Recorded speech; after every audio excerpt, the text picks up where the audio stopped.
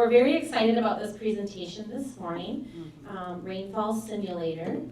So a Rainfall Simulator, I actually didn't know what that was. I kind of had to do a little research myself, but it's a unique educational tool that demonstrates what happens when rain falls on different surfaces, such as farm fields, pastures, and prairies. So the presentation today is going to be by Christal Campbell of Dane County, Storm and Water Education Coordinator, and, I'm going to say this wrong, the city engineer for Verona, Rick Eilertson from AECOM. From AECOM. AECOM. There we go. On that note, let's welcome them both. We're very happy to have them here today for this presentation.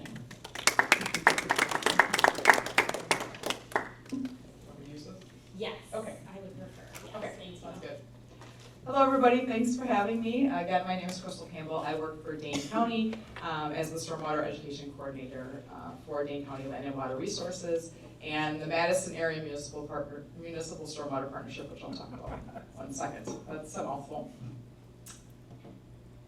So I did want to talk about the Madison Area Municipal Stormwater Partnership for a second, also known as MAMSWAP. Awful acronym. It's okay. But we are a group, a stormwater collaborative, we call ourselves, and so it's similar to other stormwater collaboratives across the state. We're made up of, all in Dane County, we're made up of 22 municipalities and University of Wisconsin. They're kind of the outlier, but they're all part of this group, and we work together. Most are under the same group stormwater permit, and as part of that group stormwater permit, there are stormwater discharge permit. There are requirements, obviously, to that permit, one of which is an education and outreach component, or objectives and requirements, and all these municipalities and groups pool their resources together so that we do that more on a regional basis rather than everybody kind of do it on their own. It's more efficient to do it that way, and it's also just easier to do something regionally to get the word out, kind of have the same message with each of our municipalities across kind of the county here. So that's those are all the 22 municipalities or groups that are involved in MAMSWAP, of which Verona is one of our participating groups. So I just wanted to kind of explain that to everybody. The goal of MAMSWAP is to reduce stormwater impacts, reduce the amount of stormwater getting to our waters or lake rivers and streams, and then also to improve the quality of that water that gets to our lake rivers and streams. So reducing pollution to our lake rivers and streams in Dane County. So if you don't know what stormwater is, I guess I should start with that. So stormwater is pretty self-explanatory, but kind of rain that falls or snow melt.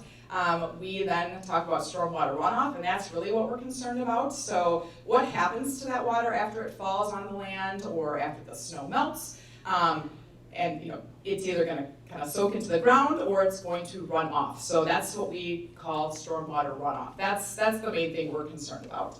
And that is very different, and the way it's treated is different than our wastewater. So when I talk about wastewater, I'm talking about kind of the water inside of our house. So I talk in terms of inside and outside water. Stormwater, I like to talk about the water that falls outside the house and what happens to that, versus the water that we use inside of our house. That's what I'm calling wastewater. So here in Dane County and most of Wisconsin, there are a few exceptions, but for the most part, most of Wisconsin, we have a separate storm sewer system, so separate storm sewer pipes, so that water that falls outside of our house and runs off goes into a separate set of pipes than the water that we use inside of our house. So that goes to a sanitary sewer system that here in Verona and most of Dane County as well, our sanitary sewer system, the wastewater that goes into there ends up at the Madison Metropolitan Sewage District, and it gets treated there before getting released out into our waterways. Stormwater is treated a little bit differently than wastewater. So some of our stormwater, when it goes into our storm drains, and then it may go into like a stormwater pond or maybe a rain garden or a bioinfiltration basin, and get treated a little bit differently, but not to the level, then it gets released into our lakes, rivers, and streams, but it's treated, not to the level that you would get the treatment at the wastewater treatment plant. So it's important that we take actions to really keep that stormwater as clean as possible. So we'll talk about how we're going to do that in a second. So what I like to say is what goes down our storm drain eventually will end up in our local ponds, lakes, and streams. So what goes down our storm, and they come in all kinds of shapes and sizes. You've kind of seen, I'm sure you've seen them, you know. I'm sure this is top of your mind, stormwater and storm drains. So they're on the corners of usually intersections, at low spots. You know, they're designed to take water away. We want to prevent flooding in our streets and our communities. But people don't think much about stormwater or kind of where that water goes once it goes down those storm drains.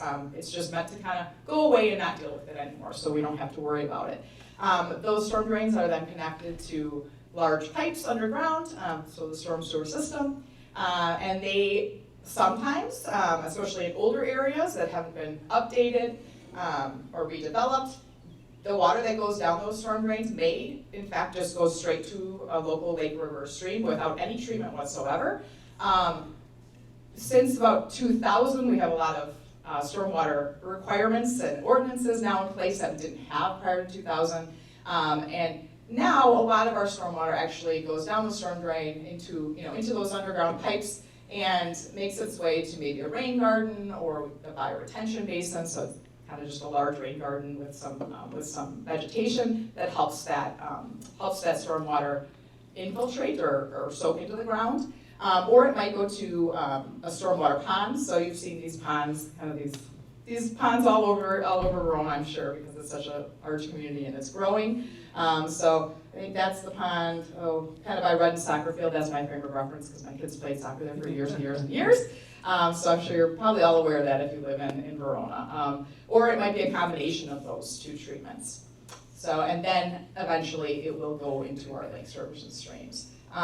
Again, there's some treatment that happens there, but as we have these larger and larger storms, sometimes if we have large storms kind of back to back, that treatment doesn't, sometimes there's overflows and some of that water doesn't get treated. So the reason we're even talking about this is because our land has changed over the years. And this is, I just like this picture. I wish we had a picture like this for Verona, but we don't. That's kind of as eye-catching. But this is a depiction of what Manhattan might have looked like. New York, obviously, way back in the day before New York became New York, and what it looks like now. So, back in the day, we didn't really have to worry about stormwater runoff at all. What happened is it rained on the prairies and savannas and forests and all kinds of natural areas, and that water slowly soaked into the ground. And we love that. That's what we'd like to happen, is we'd like that water to soak into the ground naturally. Here in Dane County, and again, most of Wisconsin, we rely on groundwater for our drinking water source. There are some exceptions to that as well along kind of the Great Lakes coast. Some of those communities get their drinking water from Lake Michigan or Lake Superior, but by and large, and especially here in Dane County, that's where we get our drinking water, is from the ground. So it's really important for us to kind of recharge those aquifers underground and our drinking water source, so we have an abundant source of clean drinking water. So as the years have gone by, we've obviously developed a lot of areas, Verona included. So as you can see, kind of, before pre-development, most of the water that fell as rain or snow melt, or melted snow, filtered into the ground or infiltrated, and very little of that rain actually ran off. So as we start developing, you kind of go through the pictures, from left to right, and then on the bottom, from the top down to the lower right-hand corner. As we start developing, now we have a little bit more runoff. We have a lot more hard surfaces, so now that stormwater runs off rather than infiltrates like we want it to. So, if you compare the upper left corner to the lower right corner, you're talking about a completely natural area, no development, to a very urban area, maybe downtown Madison, Chicago, where you really have almost no infiltration and a lot of stormwater runoff. So now you're having to deal with a lot more water and where that water is going to go. So kind of thinking about those questions and how to answer those questions. So I do have some maps of Verona. I love these. So these are, if you have access to these too, it's called DCI maps through Dane County. And you can go back to 1937 is when we first have these aerial photographs. That's when it starts. So you can see that, you can't see it too close, or it's kind of hard to see here, but do you see that little blue rectangle in the middle of, I'll kind of point it out for you. So it's right here. So this is what, that is the Verona Senior Center. I don't think it was here in 1937, but that's where we are. So you can see there's very little development in Verona. Lots of farm fields, some roads, but not too many, not too much development. Now we move on to 1976. But you can see just between 1937, so in 40 years, about 40 years, 1937 to 1976, how much development we've seen in Verona. And now we go to 2000, I'm gonna toggle between those two. And so it's kind of been exploding since then, and then to 2024. And now, Verona is pretty massive, especially if you look at, the northern part there, how much that's developed. So when we change land, when we start developing that land, like I said before, we really change where that water goes and the ability for that water to soak into the ground. A lot more is running off. And when that water runs off, it carries pollutants with it. So those pollutants now have to be dealt with and can make their way into our lakes, rivers, and streams if we don't treat that water. So obviously the problem that we're having now, between 1937 and 2026, is that we have a lot more runoff to deal with.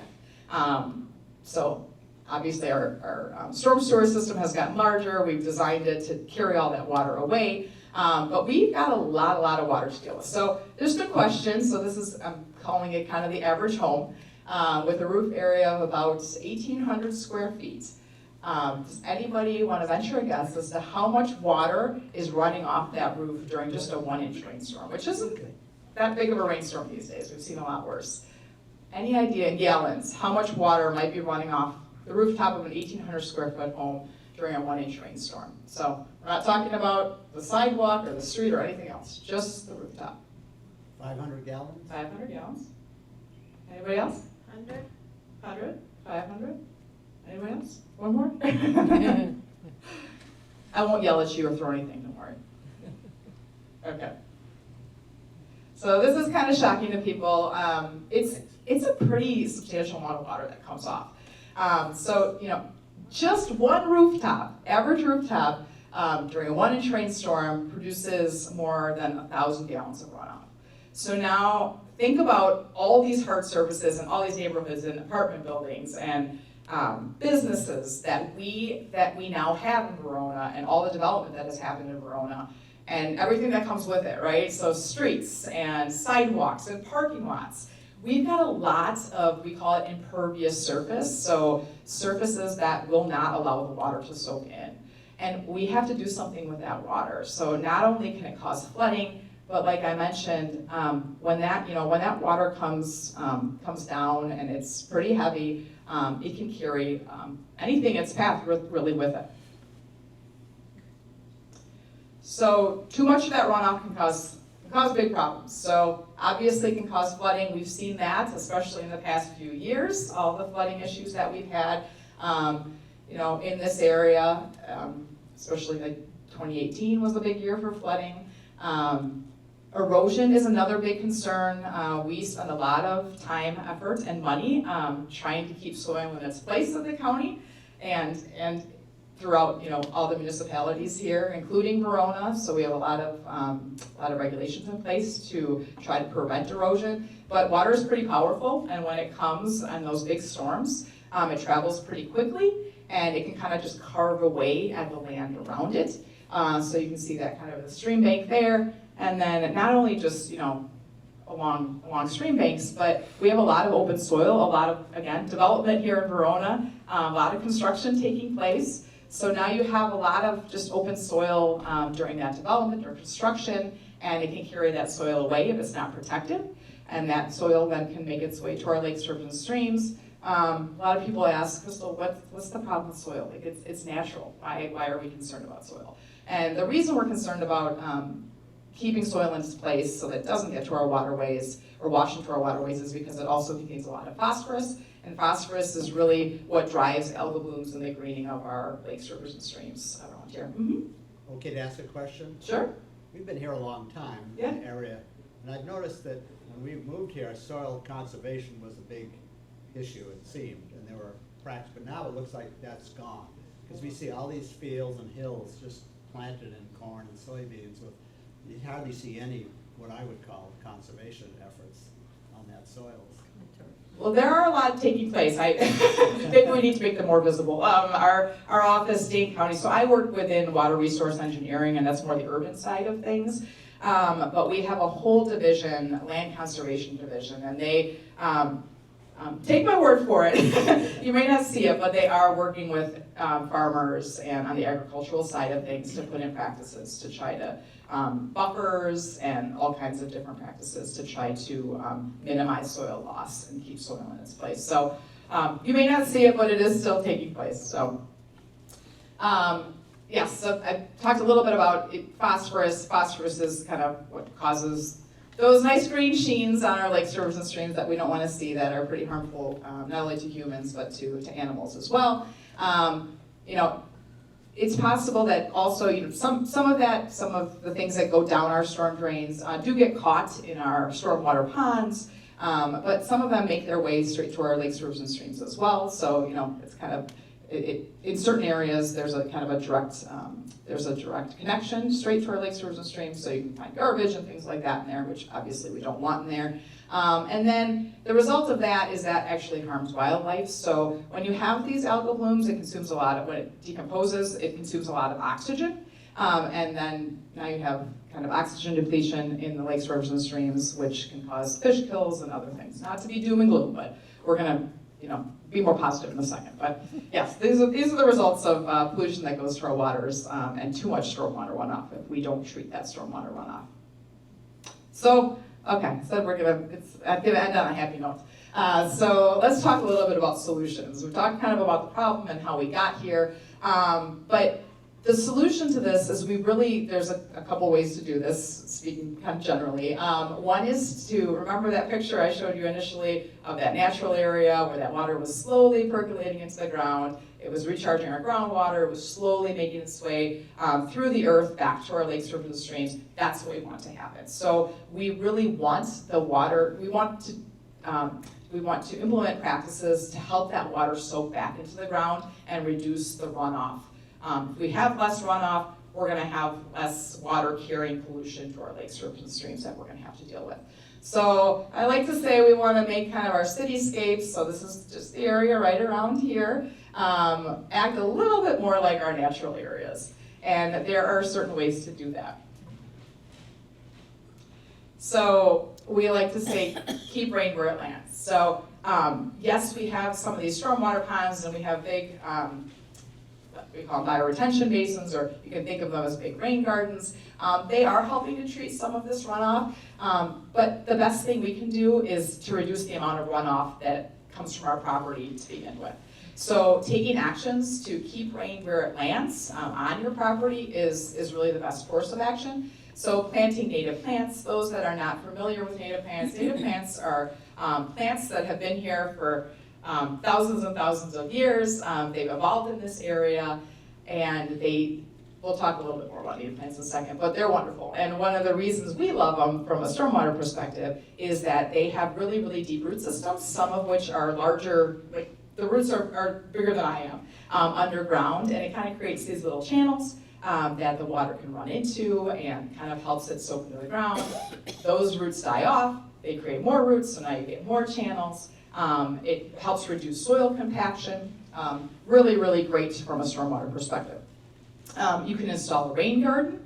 I don't know how many of you are familiar with a rain garden, but what rain garden is just kind of a depression, and it kind of holds that water, so the runoff goes into the rain garden, and it just kind of captures that water for a while and allows it to slowly infiltrate into the ground. And normally those are planted with native plants as well. We have something we call a downspout garden. So I like to say a downspout garden is like a rain garden light. So if you're not willing to kind of tackle the rain garden and dig a big depression in your yard, you could possibly put in a downspout garden. So really what a downspout garden is it's just kind of a native garden, often amended with a little bit of compost to really help with that infiltration, but you're not creating a depression. You're just kind of creating a native garden, and it's at the edge of your downspout. So your downspout is discharging it onto that downspout garden and helping with that infiltration. Again, planted with native plants. That's becoming more and more popular. And then, simple things, making sure that your downspouts aren't directly discharging to an impervious surface or your driveway or a sidewalk. That can help too. At least have them pointed to your grassy areas, or better yet, to a garden of some sort. And then possibly installing a rain barrel if they're actually very, very easy to install. We'll talk about a program that we have here in Dane County that you could take advantage of too. So just again, holding that water for a little bit. And even some people ask, like, well, I don't really have, annuals, I don't have anything to use that water on. And I say, well, you could just hold that water until after the storm, and then, once the ground isn't saturated anymore, releasing that water, 2 days later after the rainstorm has passed, and the ground can help, it's not saturated anymore, it can kind of handle that water. That's actually a really good practice as well. So I'm gonna take a step back to native plants. I talked about the benefits from a stormwater perspective, the deep roots, helps with infiltration, but there's so many more benefits to planting native plants. I mentioned that they were from this area thousands and thousands of years ago, and they're well adapted to our climate, to our soils. Once they're established, you really don't need to water them anymore, which is a great benefit of native plants. They're disease resistant. They don't require any kind of chemical inputs fertilizers, pesticides, things like that you might traditionally use on maybe a lawn. And they have these complex relationships with their local ecosystem because they, again, have kind of grown up in the area, right? So a lot of our wildlife depends on them. And so I love this image here too, just to show you the root system. There's all kinds of them out there, but just comparing our traditional turf grass. So a lot of the turf grass we use here in this area is not native to Wisconsin. Kentucky bluegrass is one of the grasses we use for our lawns. And you can just kind of look at just the what you see on top, I like to say, is kind of what you're going to get on the bottom as far as the root system. So the root system is very, very short, and it doesn't really help with that infiltration. And you can kind of understand now why we have to water our lawns over and over and over again. Like, they don't have access to water that our native plants would, because their deep root systems, help, or they can reach water a lot easier than the short little turf grass that we have. So that's in comparison to some of the native grasses or native plants that you could use, or you could possibly plant. Again, they have very, very deep root systems.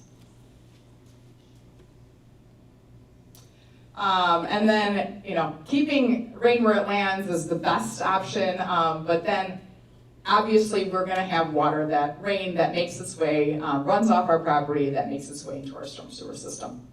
So we like to say, we wanna see only rain down the storm drain, so it's not picking up different pollutants and getting to our waterways. So easy things, obviously, like picking up after pets. Another thing to do is to report spills. So if it's a beautiful day like this, you really shouldn't see anything going down that storm drain.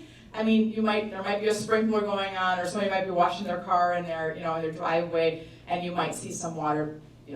Those are kind of the exceptions. Otherwise, there really shouldn't be anything going down those storm drains on a nice, sunny day like this when it's not raining. If you see something going down the storm drain, especially if it has an odor, or it's, has suds or bubbles, or obviously something like this where it has a color, you really should report that. We have a reporting site on the Dane County Land and Water page that you can report anonymously if you want to, but we want to know about it because we want to follow up on that. So that's something very easy that you can do. We have an Adopt a Storm Drain program here in Verona is one of our partners. So we have, I think, 11 partners throughout Dane County that have joined this program. But similar to an adaptive street program, you're kind of adapting the storm drain that's outside your home or your apartment, and you're just kind of keeping an eye on that storm drain. Just making sure it's clear, making sure there's nothing, in there that shouldn't be in there, and then, before the rain, kind of committing at least to once a month to clearing that storm drain out, so that it doesn't impede drainage, but also we don't want any of that getting down into our storm sewer system, to our waterways as well. Using the right amount of salt in the winter for safety. So salt is one of the tools in the toolbox, obviously, to take care of snow and ice, but we actually prefer that you use manual methods first, and then a little bit of salt, and a little bit of salt goes a long ways. That's what your salt pattern should look like, or scatter pattern should look like if you're using salt. We often see kind of blankets of salt, and we don't live in a marine environment here in Wisconsin. We don't live by the oceans. So when that salt goes down our storm drains, there's really no way for us to remove that salt. It's not getting removed from our runoff. So it's going to our lakes, rivers, and streams, and ultimately making our lakes, rivers, and streams, and even drinking water, saltier and saltier. So there's no way for us to really remove that effectively. So trying to reduce salt as much as possible, and I know Verona is trying, municipalities are working on that as well. And then something else, another program we'll talk about in a second is keeping leaves and grass out of the street before the rain. Not only because it clogs our storm drains, but I've talked about phosphorus, and grasses and leaves contain a lot of phosphorus, especially when that water, that's kind of how this is built, how our storm sewer system is built, right? The water goes down our gutter system or our curb line, and travels to our storm drains, and then drains through that. So we'll talk a little bit about leaf tea in a second, but it actually can contain a lot of phosphorus, and not only just the material itself, but it can contain a lot of dissolved phosphorus. And our stormwater treatment facilities, our rain gardens, and our stormwater ponds aren't really equipped to treat dissolved phosphorus. So kind of our office and what we are helping with here is the education outreach programs around stormwater and what you can do. So we run programs like this. We have various programs that you can get involved with. So I'm going to kind of talk about them, based on when they happen in the calendar year. But late winter, so January, February, through the spring, we hold a large native plant sale called Plant Dane, where we partner with AECOM and we sell native plants. You can just order them online. It's very easy for about $3 a plant, which is a pretty good deal for those of you that have ever purchased native plants before. Usually, if you're going to buy them outright, usually it's about double that price. So look out for that. We also have rain garden kits and downspout garden kits, some pollinator garden kits that you can buy through Plant Dane as well.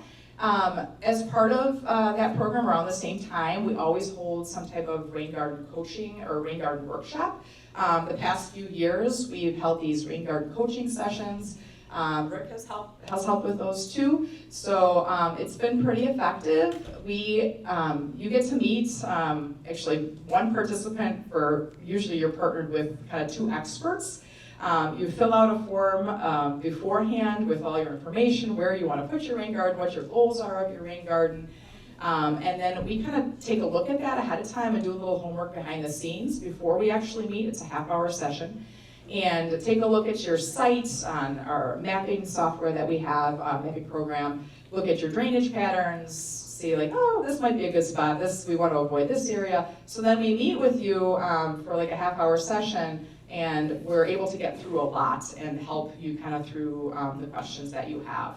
And so that's been a pretty effective program. Again, we've held that for the past 4 years. At least half of the people that come through the program put something in. So whether that be a native garden, a downspout garden, or a rain garden, they're usually doing something after that program. Mm-hmm. How many of them keep it? It takes Yes. maintenance. Yes, it does take maintenance. Yeah, right now I'm in the process of kind of getting back to all of them and asking for pictures of them. Yes, maintenance is an issue with all these things. I agree with you. But So far, I think most of them have, but again, it's only been 4 years, Yeah, as part of the program. Right, by 10 years, I'll bet you. I think the bigger issue with that potentially, and Christal can elaborate more, but it's typically the people that are spending time and money to put them in, keep them, and they make sure that they're working well. What anecdotally, what I've heard of is, if they sell the property, the next property owner coming in may or may not have an interest in that or may not know about them, and that's probably the bigger issue. They'll cut those weeds. Yep. So they are pretty dedicated people. I mean, they've already taken the time to go through a workshop like this. We charge $20, but you can get up to $50 reimbursed towards Dane plants. So it's kind of, it's free and actually kind of. So you don't know the rate of discontinuation of rain gardens other than? I don't. I think it's really, I know everybody wants to, I get this question a lot. It takes a couple of years for the prairie plants to really get established. Yep. So a rain garden for 3 years is nothing. We're talking, 10 years later, what's going on? Because usually one plant will dominate and people will get tired of it. It's a work in progress. I have one too. Right now, there's a lot of. And I think one of the programs that the Upper Sugar River Watershed Association gave told about how many were abandoned. Oh, really? It's a high percent. Yeah. But that's a longer period of time. 3 years is just barely enough to get these established. Yeah. They're just kind of starting off.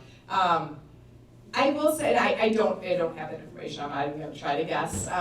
But overall, we've just seen a lot more interest in native gardens and native plants in general across the board. And I do feel like the norm is changing, the social norm. So I think, depending on where you live and what neighborhood you live in, the norm might be like a completely manicured lawn. But if we can, as people start putting these in, you're getting questions about them. We also tell people cues are really great. So physical cues about why they're there. So putting a sign in your rain garden or a downspout garden to show people that, okay, there's a reason for this. It's not just, I'm not just putting this, again, it depends on what area you live in, but maybe the more wild look isn't something that's as widely accepted in your neighborhood or your area. Even putting a sign in kind of starts that conversation. I mean, I have one in mind, and people have asked me about it when I'm out, and just, what is this about? And they also asked me about taking leaves out of the street too. That's a big educational opportunity as well. So we do have those available, those workshops available.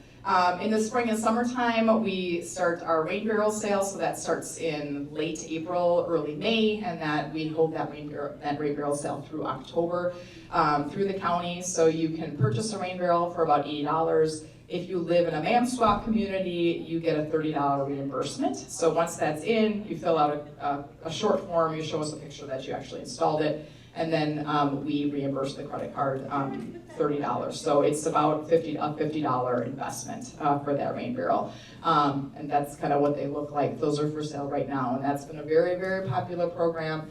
Verona also has, I don't know if anybody wants to mention, they have another rebate program on top of the Dane County program. An additional $30 per 50-gallon size. So it's pretty financially viable. Mm-hmm. Yep. And then we work with local schools and local groups on a storm drain mural program. That's been a really fun one. The storm drain mural, you have several here in Verona. This is one kind of downtown, right by Main Street where Kismet Books used to be. I'm not sure who owns that now. But that's right outside, right in that intersection right in the center of town. This is one that we painted with, oh goodness, which I'm getting all my schools confused. Country View, that was the school that we painted that one with, right? They helped us paint that one this year right in front of the school. So the idea behind these storm drain murals is that it's an opportunity for us to get in the schools and educate those kids on stormwater. So that's a win, but also we want to make these storm drains visible. Like I said before, people want the water to just go away. Storm drains aren't designed in a way that everybody's looking at them and they're capturing a lot of attention. We want people to start looking at those storm drains and understand that what goes down that storm drain is ultimately going to our local waterways. So that's been a really fun program. Another program that we help lead is the Clean Sweep program. So you might be aware of Clean Sweep. That's the household hazardous waste disposal site near the landfill on the east side of Madison. That is available to all of you as a Dane County resident to dispose of household hazardous waste for $15 per carload. So a really, really great resource to take advantage of. In addition to that, our MAM-SWAP communities, we partner with MAM-SWAP communities. We partnered with Verona this year on a voucher program. So we had a week, Verona residents could go online, it could purchase a voucher for $5 rather than $15, and during that week dedicated to Verona, they could go during all open business hours at Clean Sweep and dispose of a car full of household hazardous waste for $5. Yep. We had an interesting experience recently at the Dane County landfill. Because of her, but we actually got to the top of it, which is like in a third world country out there. But we live in Mount Horeb, and it's 30 miles out there, and so to take a couple items 30 miles, and I have a gas hog trucks, and pay for. It's not, people, I don't know how many are doing it. I agree. But why can't, let's say, like Mount Horeb, the village, I've talked about this with the garden club, but there doesn't seem to be much interest in setting up some kind of system where you could bring your stuff and make one run over there with a quantity. So I can speak to that a little bit. We actually did do, before starting this program, where we are kind of trying to get people out to Clean Sweep and, incentivize it a little bit. We did hold on-site events with municipalities, so we did one with Middleton, Wanakee, Fitchburg. They are very, very expensive. So for us to mobilize, because you can't just kind of go out there and take the stuff. You need like Veolia is a household hazardous waste disposal company that you would have to partner with. And we partnered with Veolia on all of those events. And this was like, last one we held was probably 4 or 5 years ago, and it cost $16,000 for us to mobilize. And so it's very convenient for one, right? And we did them not in Mount Horeb because you're not a MAM-SWAP community, so we were limited to our partner communities, and we helped fund this. But we purposely had them in Middleton, and we had it in Wanakee, where it's a little further, kind of more on the west side of the county, where it's not as accessible and not as easy to get to, because we have heard that is a barrier for people using Clean Sweep. I still think there's some appetite for doing them for, in the west side communities. Right now isn't maybe the best time with budgets, but but that's the barrier. We used to have it on Fish Hatchery Road. They had a nice operation. It was very efficient. They took some things. I don't think they took everything. They closed it and moved. And then I noticed, like Middleton, they'll collect some things, but then they'll say you can't bring something to Middleton if you live next door. And say, again, there seems to be little cooperation on some of these initiatives. I hear what you're saying, and I do believe that location is a barrier to some people. We have heard that, and that's why we had those on-site events. Unfortunately, they're just very expensive to host. But it is a concern. I agree. Well, if you make your way out there, I will do a little plug for, if you haven't been out to the Clean Sweep facility, it's right by the landfill. They also have what's called a product exchange room. It's pretty neat. I never knew about it before working in this role. But whenever Clean Sweep is open, there's just a room next door, and it's available to, again, any resident of Dane County. But you can just go in there for free and peruse their selection. So it's all these things that people, and I've worked these events a lot, so I see what people are bringing. I haven't bought, this is always my story, I haven't bought like granite cleaner in 3 years because and wood floor cleaner I haven't bought in 3 years because there's so much of it out there. So you can just go in there, and if it's in good condition when somebody else is dropping their household hazardous waste off, there's half of it's full, it's not leaking, whatever, they will put it in a product exchange room, and it's free of charge to anybody.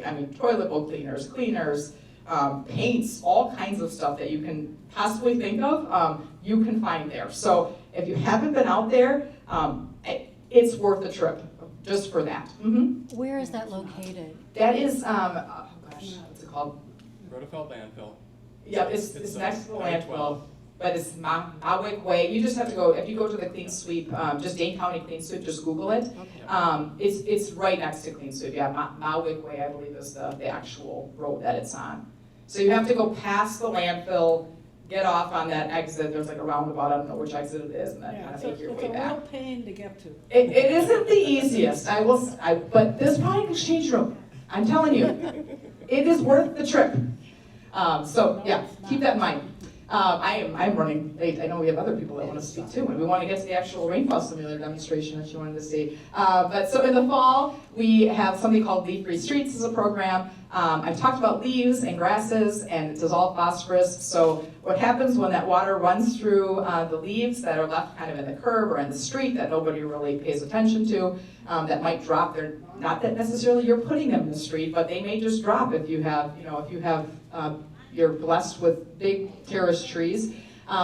It can create this leaf tea, and has this dissolved phosphorus, and that is like candy for algae. So we really try to encourage people to get those leaves out of the street before the rain. We have a little alert system, so you can, I won't bombard you, I'm the weather woman for 2 months of the year. So from October 1st through November 30th, if there is a substantial rain coming up, I will just text you or I'll email you and I'll say, hey, rain's coming, get those leaves out of the street. Just a little gentle reminder, I won't bother you any other time of the year. But if you're interested in that, we also have signs that you can put out in your front yard. Again, like I talked about, when I'm breaking my leaves out of my street, that's a good conversation piece. It's a good educational moment for me. People stop me and I talk to them about it. Those are the signs that we have available that if you're you can put it in your front yard to educate others on why we're taking leaves out of the street before the rain.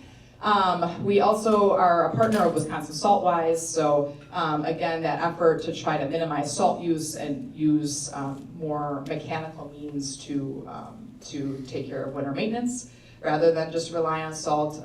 Trainings held for municipalities. Verona, I know, has been to some of those trainings as well. And then we have that Adopt a Storm Drain program that I talked about.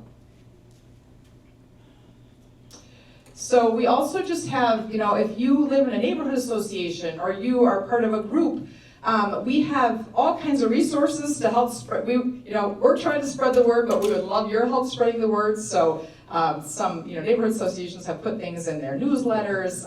We have template articles, we have flyers, we have social media graphics that you can just grab and use if you'd like. Those are in our partner toolkit page. And we also do just a lot of education. These types of sessions. We do a lot of students, school outreach. So this is our EnviroScape. It's our watershed model that we take out into schools and talk about stormwater runoff. We have the Rainfall Simulator. We have different animations, and we have a host of resources. The DNR Rain Garden Manual, a downspout garden fact sheet. We have planting plans for rain gardens and downspout gardens and all kinds of different things, native garden planning information. We help with the Native Garden Hub gatherings. So this is kind of a new effort through Dane County that we help with, where 4 times a year we hold gatherings at Lucier Family Heritage Center, kind of by the wastewater treatment plant by Lake Farm Park. One is coming up here in July as part of the Environmental Fun Fair, where there's just tables and experts on native gardens and native plantings. There's design stations. We are normally there with a table on rain gardens and downspout gardens, and it's not intimidating at all. You can come, it's $5. You can just walk around, talk to us, get help. It's just it's been really successful and a great way to just kind of get into the native gardening world and get some really good advice and tons of resources there. That is all I have as far as my formal presentation. You are welcome to contact me at any time with any questions. I'll stay around too. But I think we're going to do the demonstration, and then I think Justin, or do you want to go right now? Yep, Justin's we're going to switch it off.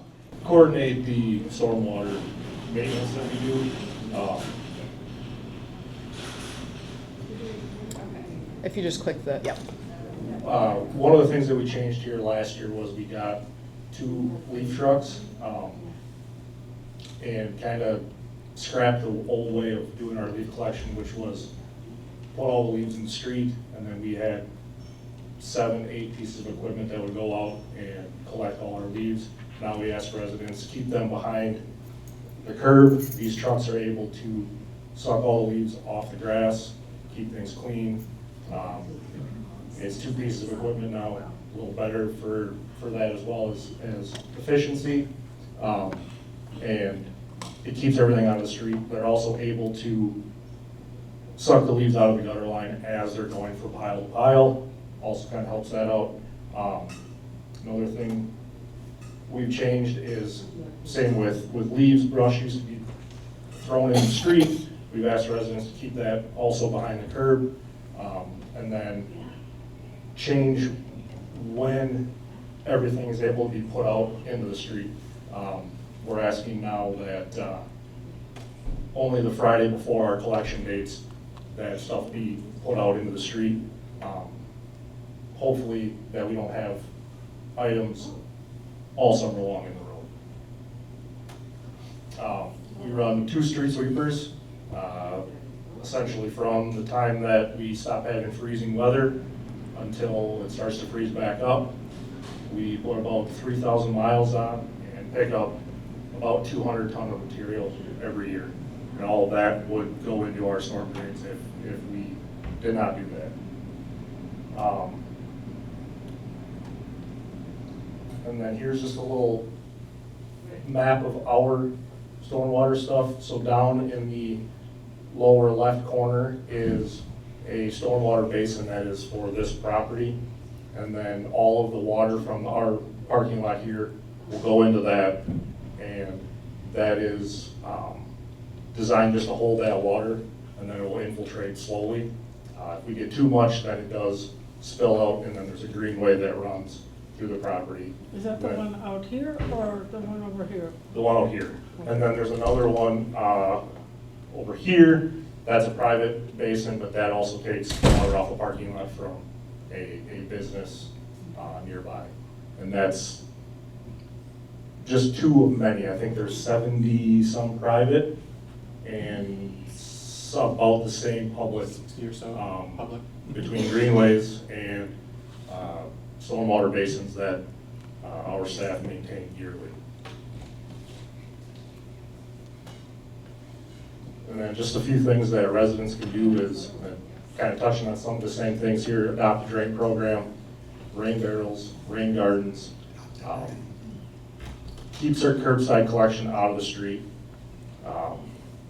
And then another thing that really helps our staff is limit street parking to only when needed. That allows us to perform those curbside collection and street sweeping easier, and then it also keeps unwanted contaminants out of stormwater facilities as well.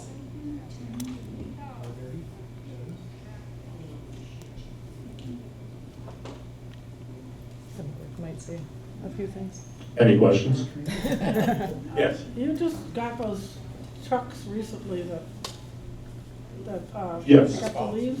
Yes. How are you finding those? They work well? Do they plug up or? No, they do not plug up as long as everything stays to leaves and like green garden waste, no sticks, nothing like that. Yeah. But they work great. Before I worked here, I worked for the city of Monona.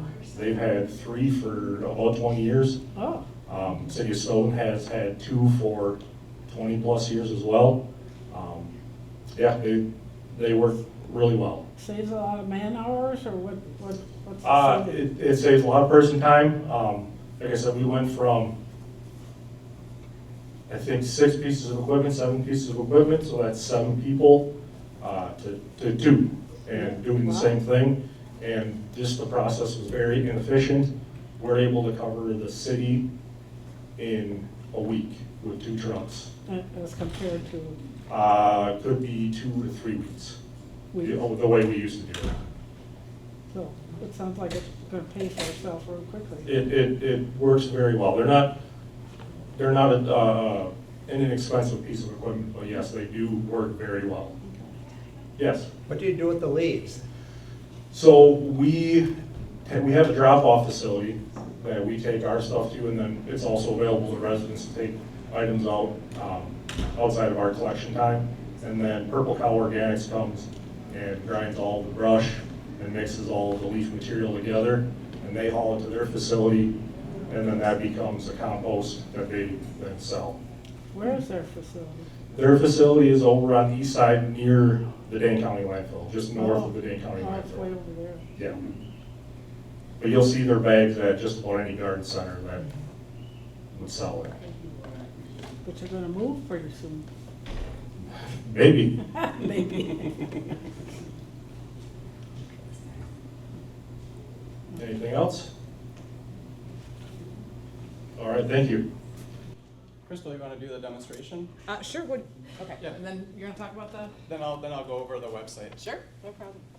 Okay, so this is our rainfall simulator.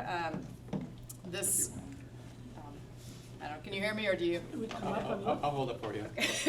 I'm pretty loud. Can we come up and I look? don't know if it's on. Yeah, you can come look if you want, sure. Is it on? Are you- Okay. Are you here? I don't know if it's on. If they're gonna, yeah. So yes, come closer. I feel like I'm talking to I used to teach middle school, so. So what we use this for, it's a really great demonstration to show how land use impacts water quality. And we have 6 different samples here. So the first one is just a traditional pavement sample. So you could think of it as any kind of hard surface. So it could be a rooftop, it could be a driveway, a street, whatever. The second is permeable pavement. So as the name suggests, it allows water, it's permeable. So it allows water to soak into the ground. I don't know, are you using any kind of permeable pavement or permeable concrete or anything in Verona at all? Anywhere? Some private. Is there some private? Okay. But not much. Okay, so people ask, it doesn't normally look like this, and they kind of come in all shapes and sizes. You can get precast concrete, that you wouldn't even know was permeable. You should Google or YouTube permeable concrete, and then it's pretty amazing. You'll see like they'll take a fire truck and a hose and just run it, and the water just soaks through what, it's kind of deceiving to the eyes because you don't think this should happen, but it actually soaks in. Is that more expensive than the? It is. So people, whenever I have this out, people ask me about it, and you could have permeable pavers. There's permeable asphalt. I know in Middleton they use kind of the permeable asphalt in Pheasant Branch Conservancy. Yeah, so it comes again in all kinds of shapes and sizes. But I do like to say it's not like you just kind of throw it down and it happens. There's a lot of engineered work that has to happen underneath. Rick can probably speak to this a little more than I can, but gravel and sand. I mean, you're creating, an area for storage underneath, so you can't just kind of throw rocks and hope for the best. So, yeah, Rick, I don't know if you have had any experience with permeable pavement or installing. Okay, so maybe Rick can talk about that in a second. But it's still fairly expensive on a residential scale, I think, but a lot of the municipalities are actually using it more and more, especially when they have to meet stormwater infiltration requirements on a site, redevelopment sites, and they don't have room for traditional stormwater treatment facilities like rain gardens or bioinfiltration or basins. Sometimes they opt for, even though it's more expensive, they'll opt for permeable pavement because it takes up less space, or you can just do it, use your parking lot. And again, I think Rick might be able to speak to this a little bit more after we're done if you have any questions. These 2 samples are the exact same samples, so they're just a tilled garden sample. One has a little bit of mulch, this one doesn't. It could also be a construction site. I talked about construction sites and open soil. It could also be an agricultural field. So this one, again, just has a little bit of cover or a little bit of mulch on top. Then we have just kind of your traditional lawn, so turf grass. I always like to say that not all lawn is created equal. You may have a very sandy soils. It very much depends on the soil you have underneath. But after years of use, traditional lawns get pretty compacted, and they don't infiltrate as well as people seem to think that they might. So this is just a kind of a traditional lawn sample. And then this is a sample from a rain garden planted with native plants. So what we're gonna do is we're just gonna make it rain on each of these surfaces and kind of see what happens. Before we do that, I'm gonna put some nice red sprinkles on my pavement to simulate salt use. And then I'm gonna do the same on my turf grass here to simulate pesticide or herbicide use, fertilizer, that people might use on their lawns. And then we're What gonna. about the permeable pavement, because you might use salt on that too? You don't actually use salt normally on permeable pavement. It should not, you actually shouldn't use salt on permeable pavement. It shouldn't actually freeze, so the, Okay. yep, Shouldn't hold water. yep. Oh, And then we'll, yeah, I know, another bonus, another benefit to permeable pavement. So we're gonna make it rain, and if you could just let me know if the rain is not going into that container in the front and going all over, that's happened to me before. So one of two things is gonna happen. It's either going to, so, you know, there's holes on the top of this container. It's either gonna soak in, or it's gonna run off, or a combination of both. And we're gonna kind of take a look and see what happens here.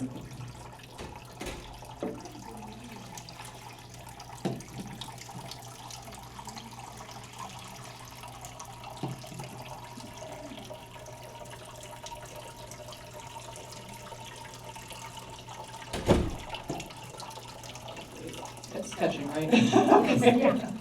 Okay, good. So we can kind of take a look at it. We'll start from the side and let everything run its course here. This is usually I ask, especially with kids, you know, what are your predictions? What's going to happen? Which one's going to have the most water? So obviously, no surprise, the pavement, everything's going to run off, nothing's going to soak in. Not only does all of it run off, but it also, remember those nice salt, ice sprinkles that were supposed to simulate salt. Obviously, that ran off as well. So you can see that with kind of the pink tinge. Bad. We don't like that. Permeable pavement's awesome. It's exactly what we want to happen. We want that infiltration. We want it to soak in. All of it soaks in there. Then, if you remember, these two were the same sample. That one just was protected a little bit with some mulch. Still quite a bit of runoff on that one. But it's clear. And right, only rain down the storm drain, that's what we want. In comparison to this kind of bare soil sample, where, you know, those rain droplets have a lot of energy and they kind of dislodge that soil, and now you're carrying that soil into your waterways as well. Again, a lot of phosphorus. People are using rock for the mulch. Yeah, as long as you're kind of protecting, mulch has other benefits Still too. come through pretty clear. Yeah, as long as you're protecting that soil, yeah, so it can't kind of reach the soil, yeah, you should be okay there. Sometimes straw or hay. So, you know, the other thing is, it's just when you're first starting, you know, even on an agricultural field, like, it can be kind of open soil until there's vegetation, right? Once there's vegetation on that soil, that's gonna protect the soil as well. So trying to get things to grow as quickly as possible. What can you do about your compacted lawn? Can you free that up somehow? Yeah, so there's no silver bullet, and people ask me this all the time, and I've talked to like the Turf Lab at UW, and you can aerate, so that should help a little bit. The other thing that has shown some potential is land applying compost. It takes a while, and as far as I know, there is no company that does this for you. Do you know of anybody, Rick, that you've ever heard that if people ask me, can I hire this out? Can they land apply compost? I don't know of any company that will come out and do that now. I think most at least a lot of the contractors that I'm aware of that do aeration can also top dress with compost. So that's something to ask them. But again, you know, like Christal talked about earlier, one of the big benefits of native vegetation is that the roots can actually decompact the soil. And so by converting to native vegetation, you know, obviously the more you can decompact that, you know, if you're converting that area, the plants will do the rest if given the opportunity. So you can. Yep. So you can kind of compare these two, right? And this is from a rain garden sample. So not only, I mean, there's two ways to look at it. Like, you're not running your dogs and your kids and things aren't running over it, and so you're reducing that compaction that way, right? There's not as much potential for that compaction, and now you're planting it with native plants that have those deep root systems. So it's a win-win, right? And doing this in key areas, you go back to what I talked about with the downspout gardens. So, you know, where your downspout comes out, normally, like, after years and years and years, that's going to become actually pretty compacted just because of all that water that comes through there too. So if you can, you know, even if it's not a rain garden, that's usually placed at the edge of your downspout too. But just putting in these native plantings in key areas so that you're trying to capture that water and really promote that infiltration is really helpful as well. The area around here has lots of prairies that are managed, Right. and they produce a lot of seeds, and there's no reason why people can't go out and collect their own seeds. Right behind the library, you can collect a whole bag full in 5 minutes. Yeah. And then I'm glad you brought that up. Great point. You can establish them, they take a little while to establish, but you don't have to buy plants. Right, so that's even, yeah, if you're looking for a cheaper way, or if you don't want to buy plugs, it's quicker. Grasses will take off and take over. Yeah. I mean, you can get them started pretty easily if you have an open area, right? Absolutely, and I'm glad you brought that up too. So we, as part of kind of our native plant program and the resources we have online, you can, I'm not sure if Verona participated in this or not, but you can actually, we'll give you the seed, you can come to one of our workshops and you can actually start growing native plants in milk jugs, so that you'll have plugs rather than seed. I'm doing it right now, and if I'm successful with it, you can be successful with it too. I don't have a green, I don't have a green indoor, I'm outdoors, a little bit I think easier you for me. can find all kinds of things online. And Yeah. like I said, Upper Sugar River watershed, which is very strong, has a Yes. lot of farmers in it. Somebody was asking about farm programs. There's some great progress being made in erosion control, but they also have programs to, get rain gardens and so on. Yeah, there's so many resources around to help you. It's not, I think people are intimidated by it, and I'm quoting Rick, but whatever you put in is probably going to be better than what you had there before. So, don't be intimidated about putting in a rain garden. It doesn't even have to be that deep. That's why even a downspout garden, all this can help. And I mean, all these little actions really can help if everybody's doing them, or a lot of people are doing them, especially in a small area. Just imagine if people put in like a 5x5 rain garden, downspout garden, or even like a native garden, it just would have a huge impact. There are people that started this a long time ago, and they ran into some city ordinances about keeping weeds down and so on. Or the height of the plants. There are a few houses around here that have all prairie in them, and the neighbors aren't real happy. They don't like that shaggy look. Yeah, so I think again, that's kind of trying to change social norms, and I think we're really trying to do that. I think signage and intentionality goes a long ways, even borders around these areas. So, starting off small, I think is a little bit of mode. Yeah, I think that helps too if you are in an area like that.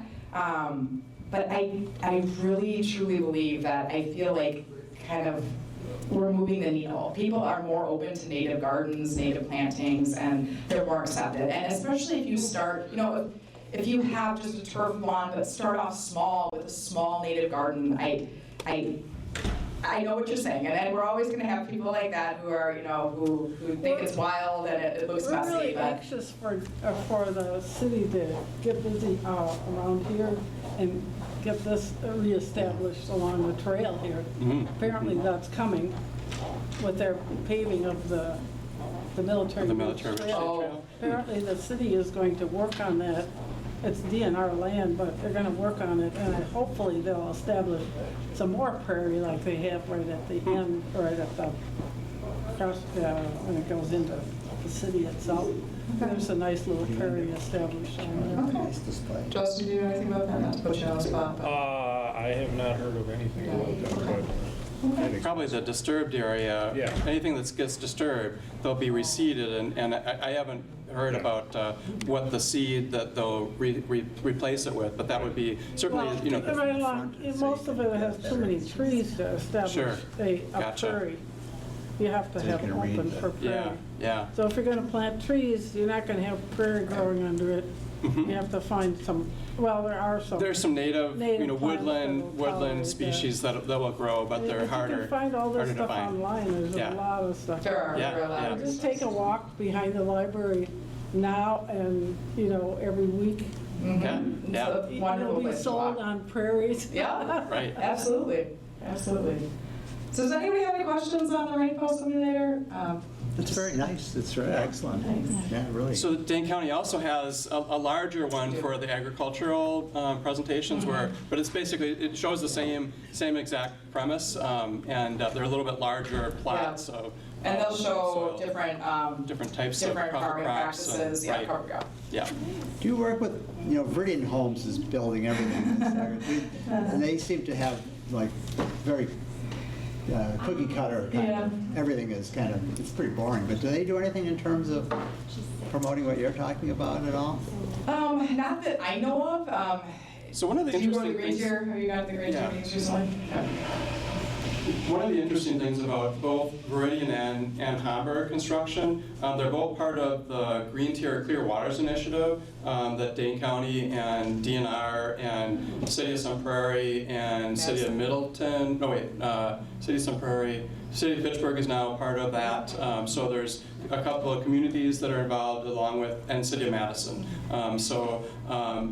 Because of their involvement with the Green Tier Clear Waters Initiative program, they do get some benefit in expediting permits, and that's one of the reasons that they're part of that. But they've been both, in my opinion anyway, Veridian and Hamburg have both been leaders in trying to do things right. They've been, looking at different practices like in implementing, compost on the soil as kind of a supplement to the topsoil, which helps hold the moisture and also gets vegetation growing quicker.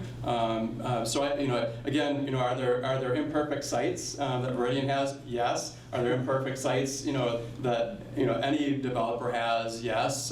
But at least I've seen them doing some really good things and being fairly innovative. And again, one of the nice things, they're one of the biggest developers I think in the county, and because they've been implementing at least best practices to to the extent practicable, there's been improvement, and that's helping to get other developers to look at those best practices that they and Hamburg are coming up with. Any other questions before? Oh, go ahead. I was just wondering, when you were doing your presentation, you were using a website. What was that website?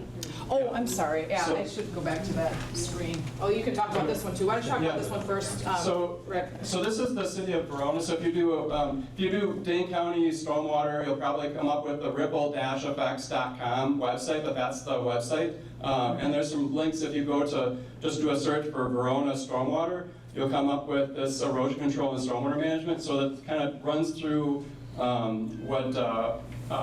basically what. Hard to hold this and let me see if I can. Do you want me to run it while you talk? Yeah. Here. Gonna just hold the microphone. So, I guess I need to just do this.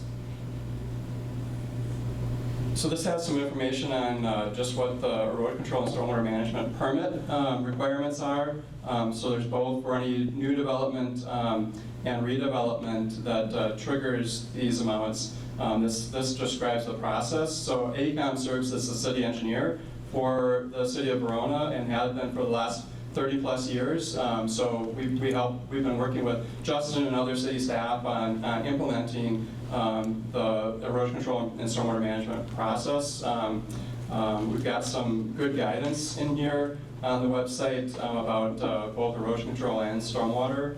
And then there's permits that trigger any reconstruction or new construction that needs to follow Verona city standards. Let me just see if I got anything else that's relevant in here. And I guess what I would say is one of the other things that's probably at the bottom of this, any of the private stormwater facility, any of the private developments that require stormwater facilities, there's a maintenance agreement that needs to get recorded with the Dane County Register of Deeds, and that's one of the things that Verona and we are working on, the city of Verona and we are working on getting those private property owners to actually inspect and maintain those, and then submit the reports to the city on an annual basis. So we've got a web interface that shows what those facilities are, provides provides information on that, and that's something we're actually looking at getting up and running this year. In addition to the work that Justin and others have been doing on inspecting and maintaining the public stormwater facilities, so AECOM helps to do the inspection, and then Justin and crew do the actual maintenance that's based on that. I guess this is the public access and the inspector access for those erosion control and stormwater facility sites. And let's see, I want to go to the stormwater protection resources. So this webpage, Mara Trusty's been working with me and a couple others at AECOM to get information on stormwater on this particular page. So this talks about the stormwater utility. There's a good stormwater basics information sheet or a separate webpage that talks about that. And some of the different presentations that have been given, between AECOM and City of Verona on here. And I thought there was a reference to, this Madison Area Municipal Stormwater Partnership. So that's the rippleeffects.com website, and there's a whole bunch of information on here that's really beneficial and valuable for Dane County residents and people outside of Dane County as well. So with that, I think that's the extent of the program, but happy to answer any questions. We've got Christal here, Justin, myself. Go ahead. Is that the website where you would report spills or something? Yep. Problems with So the that's under storm? resources. Yeah, I can definitely do that. So this is, yes, we're under Dane County, so we're part of Dane County, but we have kind of our own website. You can kind of see it's under the Dane County website. So under resources, oops, excuse me. So get involved, it'll say report spills and Okay. pollution. That's where you can report. There's an online reporting form on there. Yep. And obviously, if you know the location, if you're in the city of Verona, Justin's our local representative for the city of Verona, but they work together. So generally, if you report it here, then Christal or somebody that's monitoring that Dane County interface they'll check which community it is within, and then work with that community representative. That's what their spill reporting form looks like, but you can do it anonymously, excuse me. So we'll take all the information we can get, and then it's triage through Dane County. Verona will ultimately be contacted as well, so it's followed up on. Any other questions that anybody's got? But I guess one of the other things, there's a couple of references to Upper Sugar River Watershed Association. Great organization. We've been teaming with them on a number of different presentations. So one of the other things that we're working on right now is for City of Verona residents that pay into the stormwater utility. We're looking at, right now, the rain barrel credit program is the only thing that we offer reduction on the stormwater utility bill. But we are looking at enhancing that to look at any of the other private stormwater facilities to give an incentive for people to both build them as well as inspect and maintain those facilities. So again, something I think that that Justin and others have been working with us to really make some big strides and improvement in protecting our water resources. Go ahead. They had a presentation here a while ago by the science teacher from the high school, and he was the impetus behind that whole establishment of better rainwater system and prairie. I don't know if you know about that, but Do you remember his name? Matt Tiller. Matt Tiller. Matt Tiller, okay. now it's they were just going to mow it and run everything off, into the creek or whatever. But he designed a whole system, and they're using it as a science lab. That's awesome. Do you know if Matt's presentation was recorded? Yeah, was it, I think it was recorded, I don't wasn't it? know. Because if it was, and we can get that tomorrow, then we can post that on with Matt's permission. I'm sure he's got one, he's probably presented a lot of times. He's Yeah, got it was one very that's good. I mean, it was recorded. very, like yours. It was That's very great. He was in on the design. That's awesome. Yeah, that's great. And Yeah, the yeah. idea was to get zero runoff. school district. Yeah, and if it's designed properly, there's potential for that, at least in moderate to medium rainfalls. It's hard to design something that would handle, like a 6-inch or larger rainfall in a 24-hour period, but, You can see it from the roadside if you go by. sure. Is it by the high school or is it? Yeah. Yeah. Okay, by the new high school? Okay. Yeah. Yeah, it's right out in high Nice. school. That's She awesome. teaches environmental ed at Okay, the school. that's a great contact. Yeah. Awesome. Any other questions? Well, thanks so much for coming, everyone. We really appreciate it. Thank you. So